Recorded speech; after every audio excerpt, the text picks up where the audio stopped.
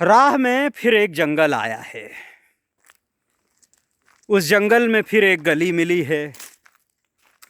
ये जंगल है सागौन का।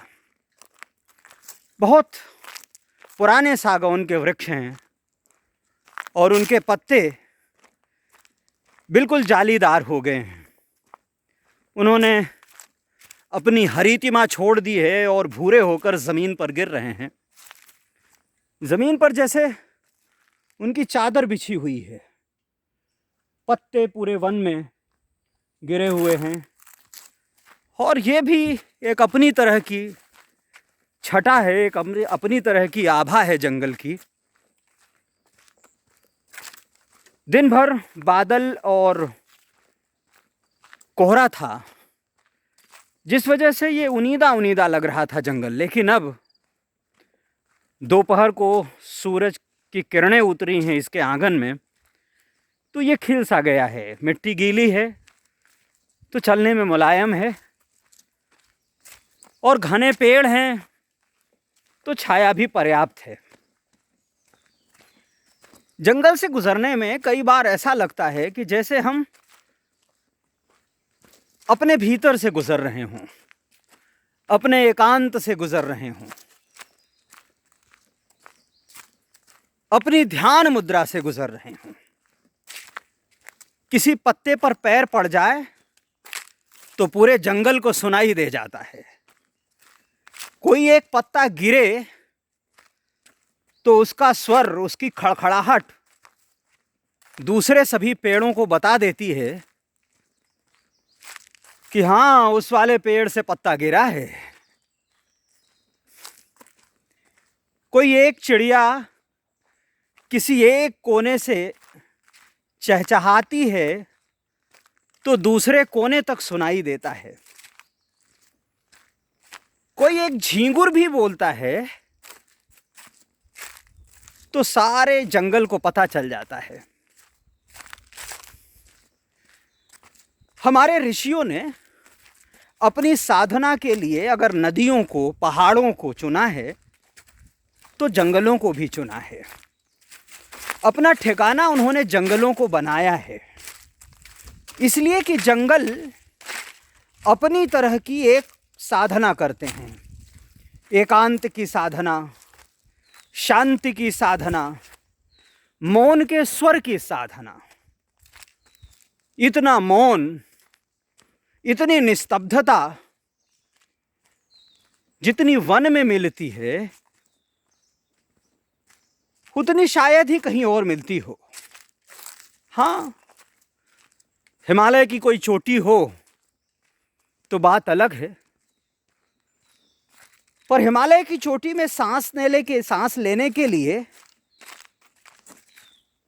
अकाल पड़ जाएगा। जैसा उपवन, जैसी शांति, जैसे प्राण वन देता है, वैसे वो बर्फ के पहाड़ नहीं देते। इसीलिए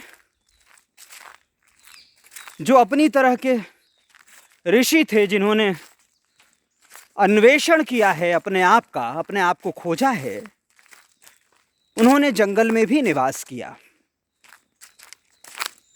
नदी हो, नदी का तट हो और जंगल हो तो बात और हो जाती है, सोने पर सुहागा हो जाता है।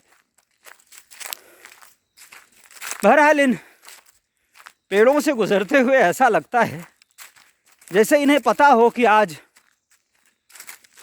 अपने आने का दिन है, तो इन्होंने पत्ते झाड़ के और एक कालीन बिछा दी है पूरे जंगल में। अरे अपनी क्या औकात भला। उन्हें पता है कि इस राह से परिक्रमावासी गुजरते हैं, माँ की परिक्रमा करने वाले जाते हैं, तो थोड़ी सी सेवा वो भी कर लें। तो उन्होंने अपने पत्ते झाड़ दिए हैं, कालीन बिछा दी है कि थोड़ा सा पुण्य उनके हिस्से में भी आ जाए। ये जंगल तब से परिक्रमा पथ के रूप में विकसित हुआ है। विकसित क्या हुआ है, यहाँ से लोग गुजरने लगे हैं जब से बरगी बांध बना है और उसका जल का विस्तार बढ़ा है, मंडला तक गया है। यहाँ तो काफ़ी अधिक है, तट से चलना मुश्किल है। तो जब तट से चलना मुश्किल है तो तट छोड़कर चलना पड़ता है। थोड़ी दूर है, तकरीबन 10-12 किलोमीटर होगा यहाँ से मैया का तट। और इस जंगल ने रास्ता दिया है परिक्रमा वासियों को। अच्छा ही है, नर्मदा मैया जिस तरह से नदी, पेड़ों, पहाड़ों, गिरी कंदराओं को पार करती हुई आगे बढ़ती हैं, सागर की ओर जाती हैं, वही उन्होंने इंतज़ाम, वही व्यवस्था परिक्रमा वासियों के लिए भी की है कि भैया आप भी गुजरो ऐसे ही रास्तों से, थोड़ा वन से, थोड़े पर्वत से, थोड़े घाटियों से, थोड़ी कंदराओं से, थोड़ा मैदान से, थोड़ा खेत से। ऐसा एक इंतज़ाम कर रखा है।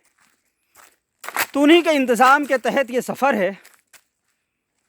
जहाँ तक जंगल है वहाँ तक तो मंगल है, और आगे अगर जंगल नहीं होगा तो कुछ और मंगल होगा, होगा ज़रूर।